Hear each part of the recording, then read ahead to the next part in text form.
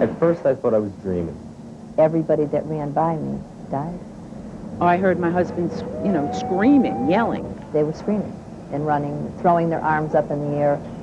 My mind just went blank. I stood for like a few seconds and then I fell on the floor.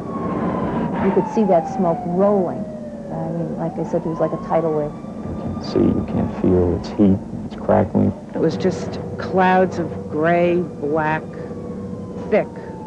As fast as I can crawl, the heat was there. It was a matter of seconds, and my kids would have been dead. The feelings were like, this can't be real. This isn't happening to us.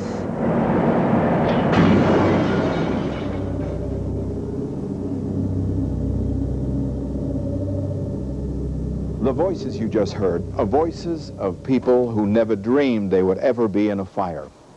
They survived because they planned to get out alive. Some simply were lucky, just like the people in this apartment.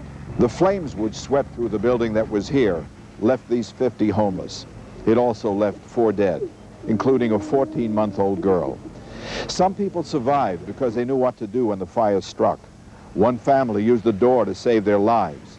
Another man went back into the smoke. He died. 15 of the residents were saved because they had smoke detectors. But luck is just not enough, because this year, 60,000 Americans will be severely burned in fires, and 6,000 of you will die in fires. That's because you were never brought up to understand what a real fire is really like. Now, what you're about to see might frighten you, but remember this. Fear and respect of fires could save your life. It's already saved hundreds of lives, and that's why McDonald's, First Alert, and WCBS TV are bringing you this. Plan to get out alive.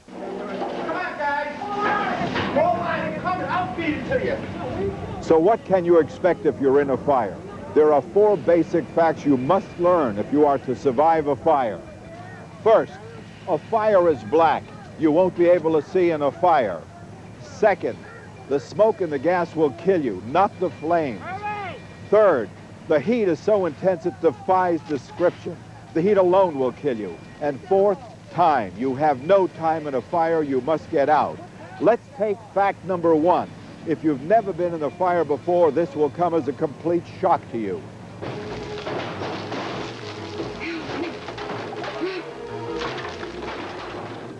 If you think this is what a real fire is, you're dead wrong. It's what the movies and television have led you to believe a fire is like. They have to do it with enough smoke and fire so you can see the action and the drama. But a real fire is this. The same scene. Screaming, noise, burning, panic, the blackness. In a real fire, you are blind.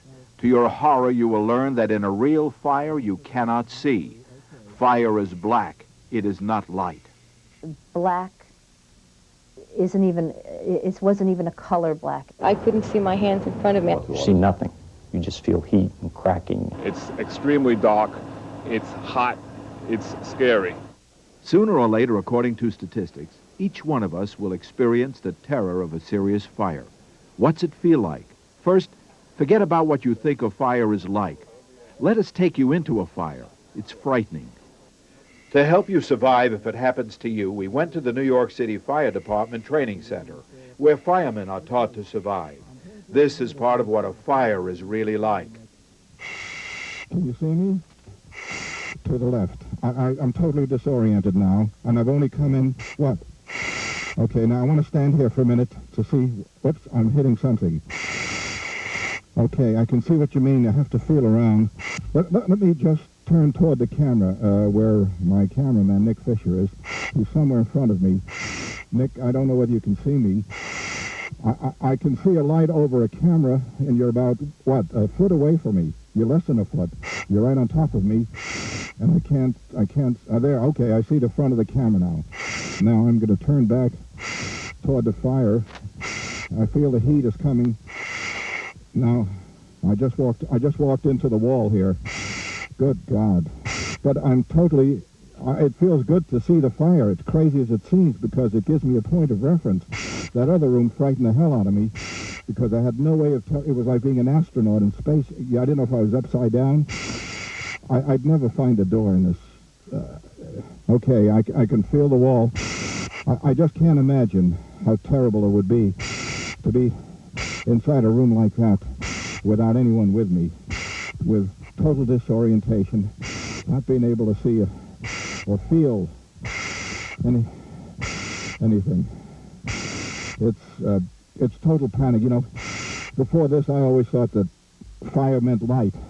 It's not. It's black. It's a panicky black, and it's hard to describe. And only somebody who's been in the fire could tell you what it feels like. So the first fact you must know about a fire to survive is that it's dark. It's not light. Expect not to see. It will be pitch black. The second thing you must learn is the danger of smoke and gas. This car, with its motor running, is pumping out carbon monoxide into an enclosed garage. Carbon monoxide is invisible and it's odorless. It will put you into a deep, deep sleep and kill you. But I'm wearing a firefighter's air mask. But this is the same carbon monoxide that's mixed in the smoke that you breathe in fires. And in a fire, you'll never stand a chance. You're sound asleep. It's the middle of the night, and a fire breaks out in your home. This acrid, noxious cloud of burning plastics and rubber comes pouring into your bedroom. Do you think you'd wake up? Do you think you'd smell the smoke and take action? Well, I guess I'd call the fire department. I would wake up, I would wake my family, and I would pray that the elevators were working and get the hell out. I have a terrible nose, but that I would smell. But the frightening fact is, the smell of the smoke would not wake you up. If anything, it would put you into a deeper sleep. Most victims, awake or asleep in a fire, will die from the smoke and gas inhalation. They will not die from the flames. Those who survive know the tragic effects of smoke and gas. The smoke poured in, then it was like a tidal wave. It was just like a big wave. My two sons were overcome by the fumes. They died in their sleep. 90% of the people we run into look like they're asleep, except their faces are dirty from the soot, because they've died from the gases. If you ran out into this smoke-filled hallway, not only would you not be able to see, but you couldn't breathe. It's like holding your head underwater, like drowning. Now you add to the smoke the invisible gas, carbon monoxide. It's in every fire. It's odorless. It numbs your brain. It puts you into a deep sleep, just as an anesthetic would. At first I thought I was dreaming. I know that I couldn't move my arms and my legs. And it was terrifying at first. It was, because I've never been in a situation like that before. I've never been in a situation where I physically couldn't move when I wanted to, and it was downright scary. He would have been a victim, but his father pulled him out of the fire. The lesson here is simple. In most cases, it's not the flames that will kill you, it's the smoke and the gas. Because when you're asleep, you can't smell the smoke. You lose your sense of smell, and that's why the noise of a smoke detector is your first line of defense. The third fact you must learn to deal with is the heat. Your body simply stops functioning. You die within seconds from the heat alone. It is indescribable. It hits you like being hit by a Mack truck. It's so hot that there's no way to explain it. Watch what happens in a specially controlled fire. The couch is burning. At 150 degrees, your body will stop working. Your lungs will literally vaporize. You'll fall unconscious. In this living room, the fire has been underway for slightly over a minute, and the temperature in that smoke layer is an unbelievable 700 degrees. Instant death if you stuck your head into that smoke unprotected. The heat in a fire is mind-boggling. As fast as I can crawl, the heat was there, and the bottom of my shoes were melted. The heat was so intense that it cracked the porcelain utilities in the upstairs bathroom. If you breathe air that's 150 degrees, it would scorch your lungs and kill you instantly. Overhead in the darkness, it's well over 600 degrees. It's hot enough up there to melt wiring and plumbing. Let us show you how hot a fire can really get. Watch the heat in this room build to explosive heights. What you see happening here is called a flashover. The intense heat reaches a point where almost everything in the room is burning. The temperature is now hundreds of degrees, and the smoke itself is ready to ignite, blowing out the entire structure. There's no chance at all of survival in this heat. So fact number 3 is the heat. It is mind-boggling. The heat alone kills in seconds. One breath of superheated air can destroy your lungs. Fact number 4, time. Most people think they have time in a fire, but in a fire, there is no time. The front windows blew out, and it swept that wall of flames right up that hall. It was a matter of seconds, and my kids would have been dead. I smelled smoke. We went back to get the dog and a few valuables, and by the time we went back, it was too late. We couldn't get out. Here's what we mean by time. A wastebasket fire begins. It's undetected. Within a minute, the sofa is on fire, and the smoke is beginning to fill the room. But it hasn't set off the smoke detector in the next room. Upstairs, there's no warning yet. Downstairs, the heat is intense enough to knock you unconscious if you try to enter. Now, it's 2 minutes into the fire. The smoke detector goes off. This is your first warning there's a fire. The smoke pours upstairs. Downstairs, it's now 3 minutes. The room is fully involved. The thick, choking smoke is lowered. Nobody would survive in this room. Now, it's 4 minutes into the fire. The upstairs and downstairs hallways are impassable. If you didn't have an escape plan, you're trapped. It's been only 2 minutes since the smoke detector sounded the alarm. In all, it took 5 minutes after the fire started for the gas, smoke, and heat inside the house to kill everyone. In 2 to 5 minutes, forget it. It's all over. So it turns out that time may be your biggest enemy in a fire.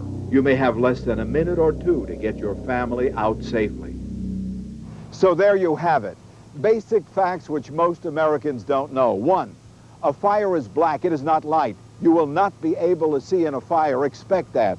2, the smoke and the gas in a fire will kill you, not the flames. 3, the heat is so intense your body simply shuts down. You will die within seconds. And 4, time. You have no time in a fire, you must get out. If you know these 4 basic facts, you can plan to get out alive. Let's see how you respond to these common fire situations. How would you respond to this common accident in the kitchen, a grease fire? Would you reach for a lid cover if it were handy and place it over the flames? Or would you pour baking soda on the flames? Would you use a fire extinguisher? Or would you use water? I would use baking soda. I would put a lid on it. The baking soda, I think, works if you don't have a fire extinguisher. The correct way to deal with a grease fire: use a lid cover, baking soda, or fire extinguisher. How well do they work? Watch. The lid cover removes the supply of oxygen that the fire needs, and the flames die down quickly. Know where the baking soda is handy, and pour it over the flames. You may expect a slight flare-up, but keep pouring, and the fire will die. A fire extinguisher will quickly douse the flames, and the newer fire extinguishers cause very little mess. The one thing you don't want to do is to throw water on a grease fire. Watch what happens if I do. This kitchen fire is now getting out of control. In your home, how long do you think it would take for this same fire to get out of control? Do you think it would take 30 seconds? Do you think it would take a minute? Do you think it would take 5 minutes, or do you think it would take 10 minutes? What do you think? Most people think they have at least 5 minutes or more, but that's wrong. The correct answer: you may have no more than 30 seconds before the fire gets out of control. The advice is get out of the kitchen, alert the family, leave the building, call a fire department from outside the building. Don't go back into the house or apartment. Wait for the firefighters to arrive and take over. In the wrong hands, a match or cigarette lighter can kill. For parents, consider this interesting question. Which do you think would be more dangerous in the hands of a child? A loaded .38 or a cigarette lighter? Think about it for a moment. It's a question that Fire Marshal Charlie Wagner must answer every night when he comes home from work. He locks his gun and his lighter in a drawer. This is more dangerous than a loaded .38 revolver placed on a kitchen table in front of a child. This is more dangerous because this can kill dozens of people. Children are intrigued by fire, blowing out matches or candles. Ask your youngster where the matches are kept, and you may be in for a surprise. They're in the kitchen on the top drawer. She keeps them on a counter in a cookie jar. They're on the counter next to the refrigerator in the kitchen. Here's a question. Children killed from playing with matches and lighters are usually how old? 3 years, 6 years, or 9 years? The answer shocks many. It's toddlers, usually around the age of 3, killed while playing with lighters and matches. Children don't mean to kill with matches, nor do careless smokers mean to kill with cigarettes, yet both do. Question: true or false? Most fires caused by careless smoking are in the bedroom. I think it's true because people probably fall asleep in bed, the cigarette hits the mattress, it smolders and starts a fire. True, people get too relaxed and they forget about the fact that they're smoking. I think a lot of people that smoke in bed. They'd have their last cigarette before they go to sleep at night and fall asleep with the cigarette still burning, and so that it starts a fire. The correct answer is false. Most careless smoking fires occur in any room of the house: the living room, the television room, the playroom, any room you smoke in. You're at a party. The folks are smoking and drinking, having a good time. And unnoticed to anyone, someone has dropped a cigarette butt on the couch. How long do you think that cigarette butt would continue to smolder before bursting into flame? Do you think it would be 15 minutes, 30 minutes, an hour? Or maybe you think it would smolder for 3 hours before breaking into flame. The answer is that cigarette butt could smolder for well on to 3 or 4 hours before bursting into flames, well after you've gone to bed. Now, let's see how well you can plan to get out alive if a fire breaks out in your home. The house is on fire. There's smoke and there's flame. How much time do you think you have to wake up the family, to call the fire department, to look for the valuables, look for the pet? How much time do you have to fight the fire? How much time do you think you have? How much time do you have before this fire could kill you? 1 minute? 5 minutes? Do you have 10 minutes? Or 15 minutes? I would say about 10 minutes. I don't know, 10 minutes? About 10, 15 minutes, I guess. The correct answer is 1 minute before you are trapped. You don't have time. Time is your enemy. You measure it in seconds and minutes. If you didn't get out of that building in the first 2 minutes, you were dead. But let's begin at the beginning. The smoke detector goes off. It's the middle of the night. How would you react? And answer truthfully. What is the first thing you think you'd do? Would you call the fire department? Would you rush off to see what set off the alarm? Would you wake everybody up? Or would you run for your valuables? Would you start getting dressed? I would start getting dressed. I'd call the fire department first. And I'd run for the valuables. Most people would do the wrong thing. The correct answer is, first wake everybody up and then get out of the house. It's important to remember time is against you. First, make sure everyone knows there's a fire, then get out. Make your calls from outside the burning building. You've taken the first step. You've awakened everyone. But as you try to get out, you run into dense smoke. What would you do? Would you take a deep breath and make a run for it? Would you crawl toward safety? Or would you go back into your room and close the door? Back in the room. I tried to get out of the stairway. The correct answer is you would go back into your room and close the door. If you allow it to remain open, the fire and smoke will follow you. It will spread through the house rapidly, killing everyone. The fire will spread with enormous speed. So remember, you must keep the door closed. That way you keep the fire and the smoke away from you. If the firefighters don't get to you in minutes or there's no help, jumping from a one-story dwelling would save your life. The fire in your house is now out of control, and you must evacuate as quickly as possible. True or false? The best way to make sure that everyone gets out safely is get out together. Is that true, or do you think that's false? Go out together, everyone, together, okay? I think it's false. Because if you waited to get a whole group out, you'd probably all get stuck. Everybody should get out at the same time. The correct answer is false. Sometimes you can get out together, but in most cases you have to leave individually, and that means you must have an escape plan. You must know where the exits are. You must know who is to help the youngest and the oldest. You must have a predetermined meeting place outside the building. And above all, you must hold fire drills so you know what to do. If you live in a high-rise, there are other facts you should know in planning to get out alive. You're trapped in a high-rise apartment. There's smoke, there are flames, and there's panic. But you've closed the doors against the heat, the flames. How long do you think you can remain alive inside this apartment? Do you think you could stay alive 15 minutes, 30 minutes? Could you survive in this apartment for 45 minutes? Or could you remain alive for over an hour? How much time do you have? The correct answer is more than 1 hour. Most high-rises today have doors which will contain the fire for several hours. The floors in high-rises are also protective and will keep the fire at bay for several hours too. You're back in your room. The firefighters have arrived on the scene. What should you do? A, call the fire department and give your location in the building. B, open the window to get air. C, hang a signal out the window to give your location. Or D, place wet towels around doors to keep out the smoke. The correct answer is all of the above. According to fire experts, you should open your windows top and bottom to ventilate your room. Stay at the window. Keep your head at the bottom for the fresh air intake. And if firemen are busy elsewhere in the building, don't panic. They'll only come for you if there's danger, and you may end up sitting the whole thing out quietly in your room. The questions you just answered underscore the points that a fire is black, it is not light, you won't be able to see. That smoke and gas will kill you and not flames. That the heat is so intense it alone can kill you. And that time, you have no time in a fire, you must get out. Now let's apply that knowledge and planning to get out alive. First, how you cope with the darkness. This is your bedroom. You've lived in it for years and you know it intimately. Yet when a fire breaks out, in minutes, it will turn into this. You're sound asleep in your bed, so you won't know this is happening.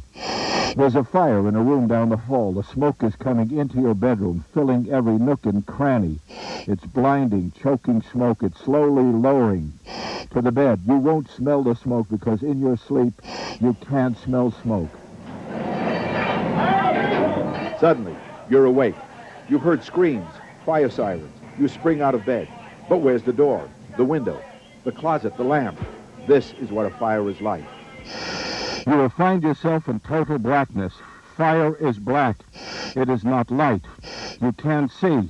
You must get down on the floor. If you do get down on the floor, you'll suddenly discover there's more light. There's more air. The choking smoke is above you. At this point, you must remember three very important things. One, you get more latitude to move. The choking smoke and the hot air is above you. Here, too, use a flashlight. Have one next to your bedside for this sort of an emergency. It will help you find your way out. And third, you must have an escape plan. Know which way to move in the case of fire. At this level, I can get out. I know what my escape plan is. I've rehearsed it. I'm heading toward the exit. The door lies in this direction. If you know what to expect, you can get out alive. Know what to expect. Katie Kramer knew what to expect. She saved her family. I was sound asleep in my bed, and suddenly I felt something hot on my feet, and I looked, and my bed was catching on fire. It was black, totally black, and you couldn't see a thing in the room. I crawled over here and out the hall and got my mother and sister and father. So remember three key things. To help you survive the darkness in a fire, you've got to get down on the floor and crawl. A small flashlight may help in the dark, and you've got to have an escape plan. Rehearse it, because you probably won't be able to see. And now, how to cope with the smoke and gas in a deadly fire. You're in your bed and you're sound asleep. A fire breaks out in the early morning hours. The smoke fills your room, covers your bed, and the frightening thing is you won't smell the smoke. Most victims of fires are found dead with a thin layer of soot across their faces, because no matter how acrid and bitter the smoke, you won't smell it. The carbon monoxide will put you into a deeper and deeper sleep.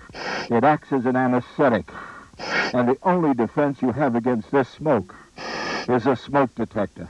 Where you place your smoke detectors and how many you have can spell the difference between getting out alive or death. Now watch what happens in this home, specially designed by the Nassau County Fire Service Academy. The smoke begins pouring out into the first floor hallway. The alarm in the hall goes off after a minute and a half, but not before the hallway is already beginning to fill with smoke.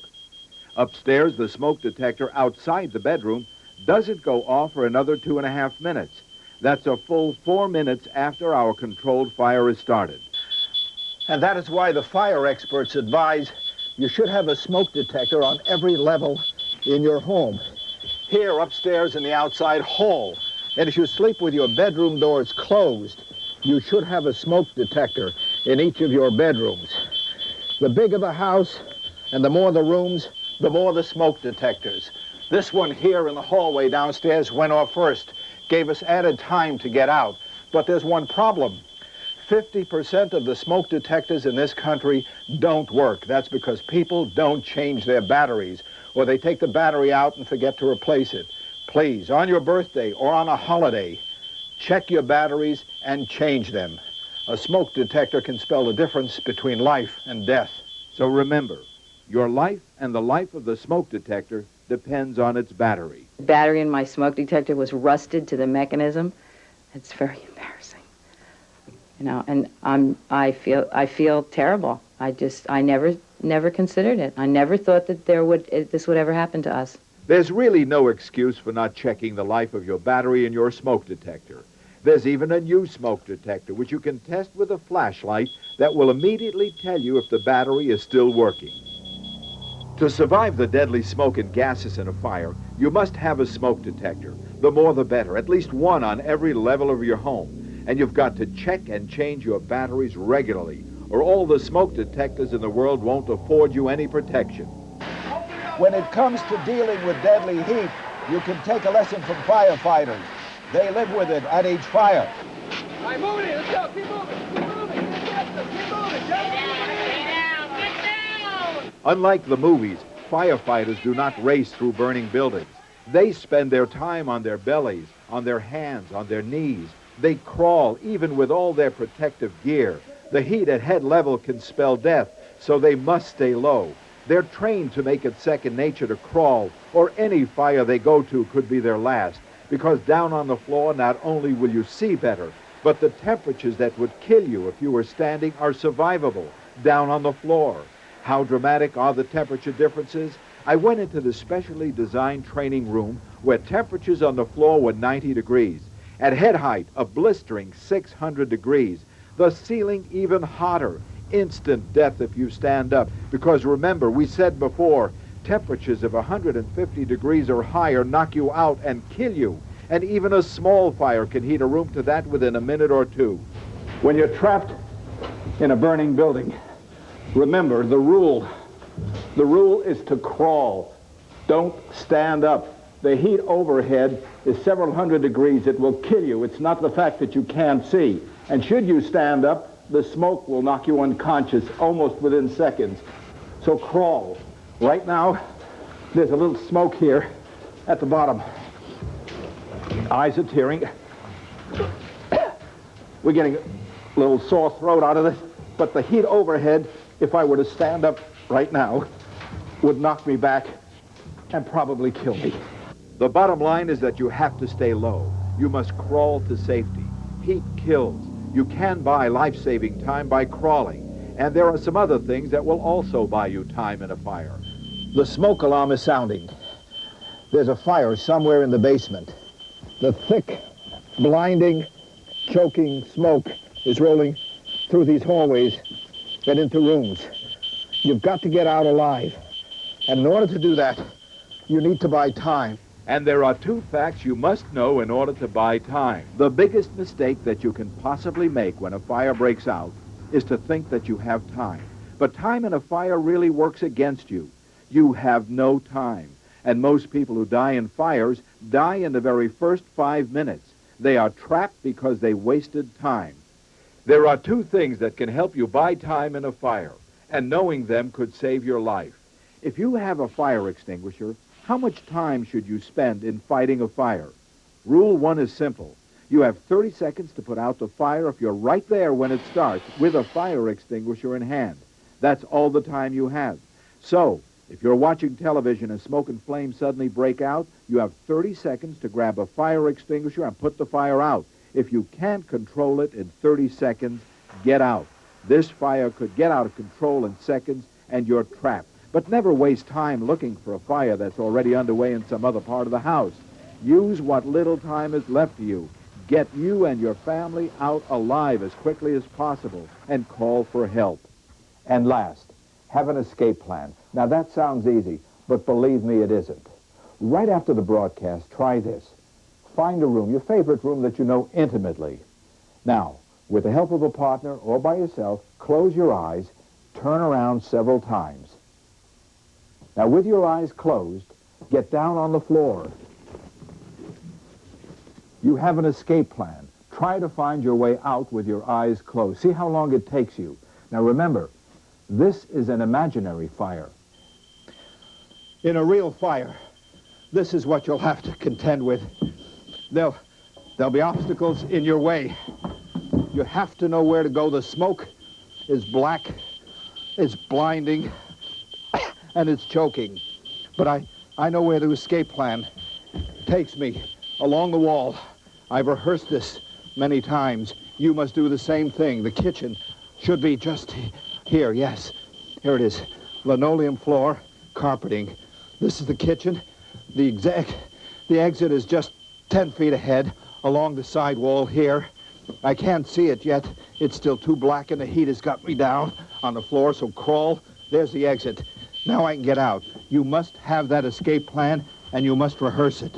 So we've learned that if you're right there when a fire breaks out and you have a fire extinguisher, you've got about 30 seconds to put out the fire.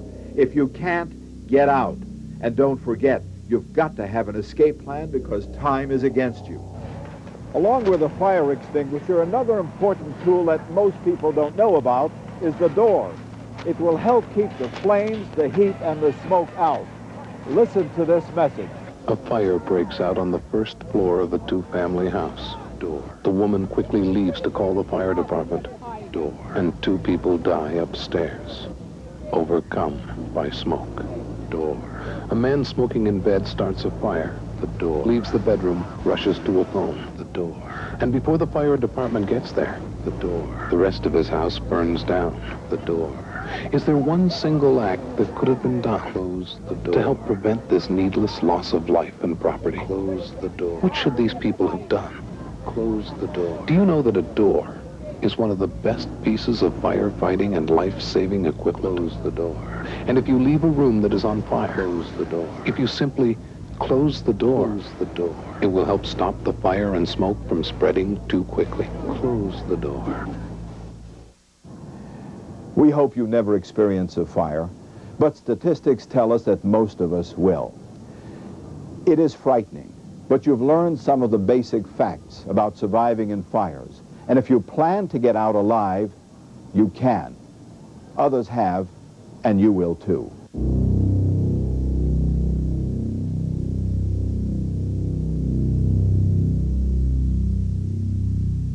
Knowing what to do saved my life. I mean, I know that now. But knowing, when I saw the people in there using every bit of energy they had to panic, every bit of energy to scream, not 1 ounce of energy was put into any thought. That's what killed some of those people.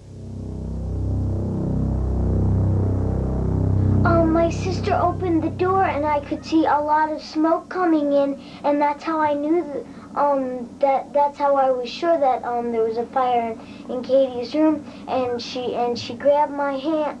She grabbed my hand and I took a deep breath of what oxygen was left in my room, and I holded it until I holded it as long as I could until I couldn't hold it anymore, and then I breathed the smoke, and I ran downstairs and I shaked my brother a lot, and I almost yelled in his ear, and I said, "Chris, wake up, there's a fire in Katie's room." The child takes the cigarette lighter, and it has a little wheel, and then it becomes a toy, and they zoom, they run it along the ground, and they see the spark, and they go boom. Then they take their little fingers and put it on the trigger, and they go boom, boom, and now they have a fire. And unlike a match, that match will go out sometimes, but this fire will not go out. And they'll go under a bed or in a closet, and then the fire will get going, and it'll be out of control, and they don't know what to do. They don't know enough to run because they're so young. And what happens, the fire gets out of control. And that combination, the most destructive force in nature, fire, in children, is a losing combination. I took the elevator, not knowing there's a fire. Knowing the first rule, of course, is when you know there's a fire, you don't take the elevator. But I didn't know there was a fire. And when I got off on the 7th floor, the entire elevator door, the door opened and the entire elevator filled with smoke, so thick and so black that you could not see your hand in front of your face. But immediately I dropped to the floor, so my mouth and head were only about inches from the floor. And there I could see and I could breathe.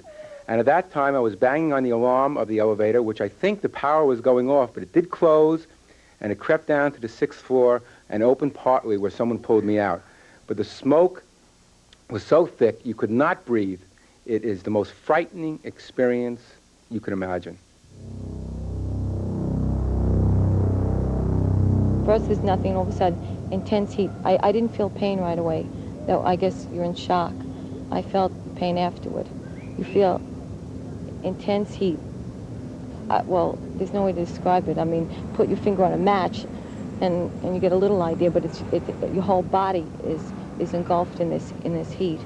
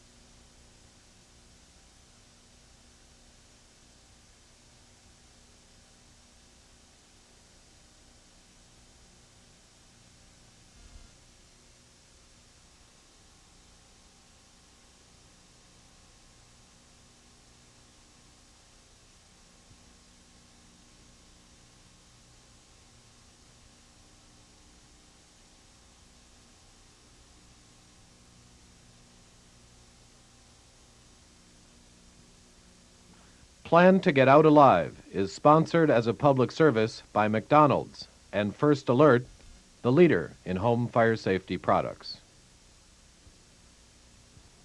Nobody plans on having a house fire, but you can plan to get out alive. And you can do it now. Install smoke detectors. It's a small price to pay for something that can save your life. Practice home fire drills with your family, with your roommates. Know 2 escape routes from every room. And remember, don't panic. If you've planned ahead, you won't get burned. Plan to get out alive. Now. We at McDonald's care about your life.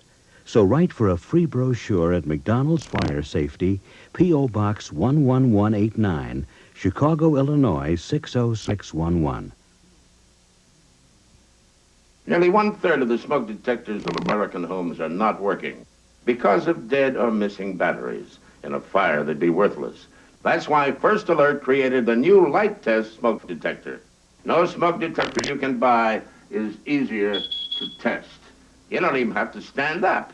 Just wave a flashlight at the gold button, and you know it's working. The new light test smoke detector. Only First Alert gives you this extra protection. 2 out of 3 home fires start in the kitchen. Would you be ready if one started in your kitchen? Get the new kitchen fire extinguisher from First Alert. It's specially designed for the kitchen with a push-button handle for easy use. You all right? Get the new kitchen fire extinguisher from First Alert, America's leading maker of smoke detectors. First Alert, because your family comes first.